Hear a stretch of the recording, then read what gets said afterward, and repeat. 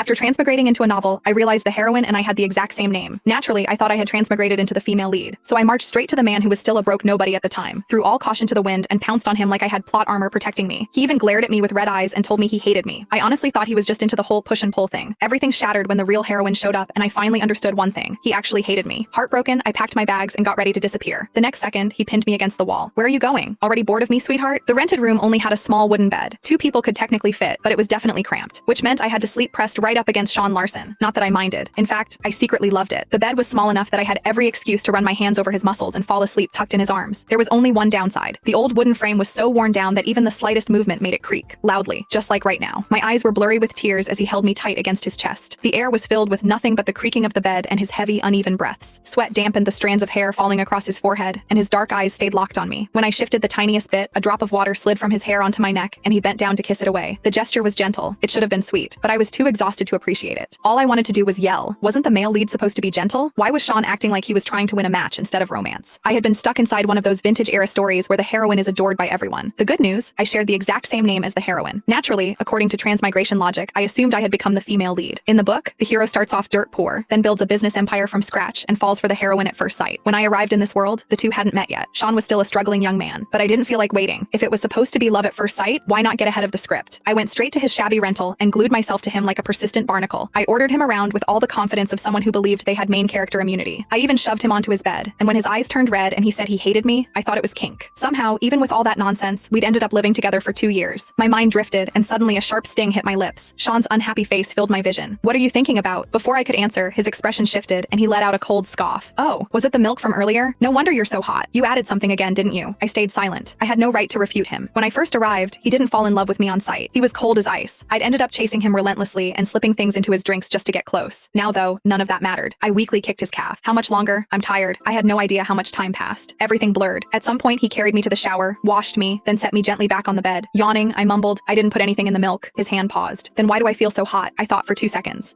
Because it was hot milk? Sean stared at me. I wrapped my arms around his neck and exposed the truth without mercy. If you like seeing me in a nightdress, just admit it. I wore it for the first time tonight and you already tore it. It was chiffon. That fabric is in style right now. He immediately looked away, ears turning suspiciously red. Who said I like seeing you wear that? I ignored him, already half asleep as I curled back into his arms. After a long moment, he quietly shifted to make sure I was comfortable. Fine, I'll buy you another one. Sean left for work early in the morning. I was bored at home, so I took an accounting job. The pay wasn't great, but it was easy and gave me people to talk to. During a break, a few girls gathered around my desk. Wendy, are you still with your boyfriend? I nodded. Yeah, she sighed in disappointment. With your looks, why cling to some guy who works in a factory? There are plenty of richer men out there. I shook my head. My boyfriend is really sweet. Our relationship is solid. Aside from Sean's habit of saying one thing and meaning another, everything was perfect. By the time evening rolled around, I was still buried in a stack of accounting ledgers, pretending